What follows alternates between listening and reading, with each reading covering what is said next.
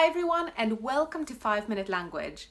My name is Agnieszka and I'm here to help you figure out how you can start learning a foreign language. Are you ready? Let's get started.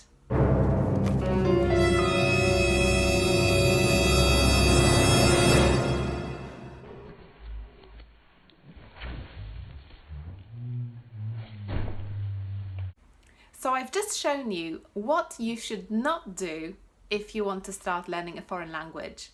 Let's rewind a little bit for a second.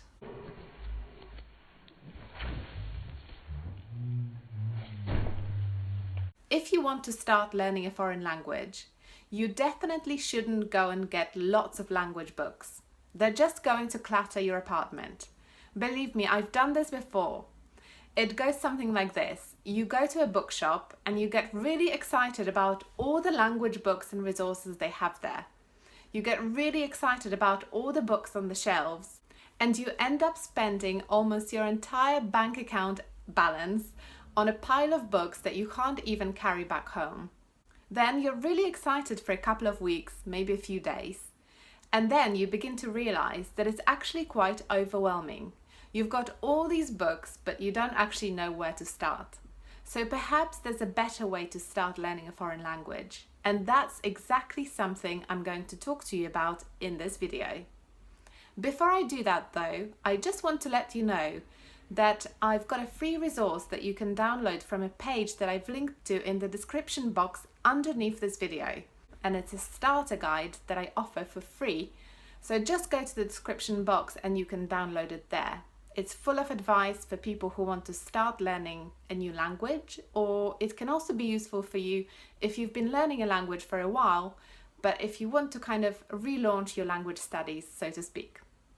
So, let's move on to the main part of the video. How do you start learning a foreign language?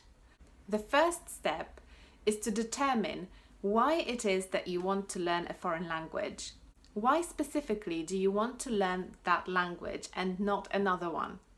It's important to formulate this in your head and also maybe write it down on paper. Formulating the reason why you're learning is important because it gives you motivation not just at the start of the process, but also throughout the language learning journey. So whenever you get frustrated, you can come back to it. And obviously, every language learner gets frustrated. It happens to all of us, but it's good to have a kind of written down mission that you can come back to and remind yourself why it is that you're learning. So that was step 1. Step 2 is to set your SMART objectives. SMART objectives are basically language learning goals that are smart, measurable, ambitious, realistic, and time-bound. There is really no point buying any language learning resources or paying for any language courses before you set your SMART objectives. Once you've set your objectives, you will be clearer about what it is that you're trying to achieve, and you can then set an action plan that involves maybe using tools such as language resources or classes or books or specific dictionaries that you may want to buy. But before you know your SMART objectives, you don't know what tools you should use, so make sure you set your SMART objectives first. If you'd like some more advice on how to set your SMART objectives well, so that they actually work, then make sure that you check the page I've linked to underneath this video where you can download a free starter guide where I go into the detail of how to set objectives which are SMART and how to make sure that you set your actions based on those objectives. Step 3 is to make a commitment. What I mean by that is you should commit a specific amount of time to learning the language you're trying to learn. So do that before you even start to learn. My main piece of advice here is that you should start small. When I started learning Japanese, I committed to studying a few times a week for half an hour and it was too much. So I didn't keep that commitment.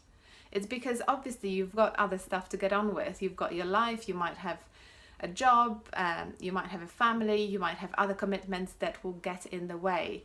So make sure you start small and you commit to something tiny to start with. So commit to learning for 15 minutes once a week. And once you get there, once you manage to do it consistently over a period of time, you will know that you can increase that commitment, and you can maybe go to learning for half an hour once a week or learning twice a week, but make sure you commit to something small at the start. By making that commitment, you almost sign a contract with yourself and you promise yourself that you will be learning. And it then becomes more difficult to actually procrastinate. Step 4 is to investigate. And what I mean by that is that you should look at your SMART objectives, look at the little things that you're trying to achieve, and investigate different ways in which you can learn them. So for example, if your objective is to learn how to introduce yourself in Swedish, for example, then you should investigate different ways in which you can learn this. You can perhaps use an app, or you can ask somebody online, or you can just Google it, or you can translate the individual words.